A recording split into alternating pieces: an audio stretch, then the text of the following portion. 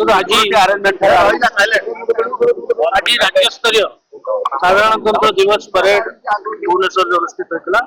महामहिम राज्यपाल परेड अभिवादन ग्रहण करते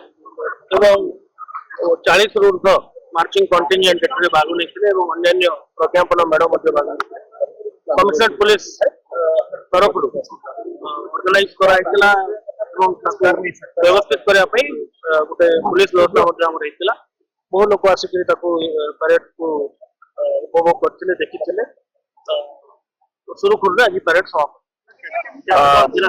सर्वप्रथम डीजी सर एवं समस्त सीनियर ऑफिसर मान धन्यवाद चाहिए ट्रस्ट रखिले एवं ऑनरेबल गवर्नर सर के सामने गोटे परेड करने परेड का नेतृत्व करने मत अपॉर्चुनिटी देले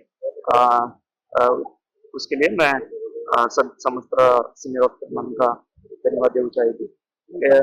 यह बहुत भला एक्सपीरियंस अच्छी मो आज बहुत गर्वित एवं खुशी महसूस केमती अनुभूति केमती थिला केते वर्ष का परेड है अभी अभी मैं मो बहुत गुड अपॉर्चुनिटी अच्छी मो अभी संबलपुर रे प्रोफेशनल पीरियड अच्छी।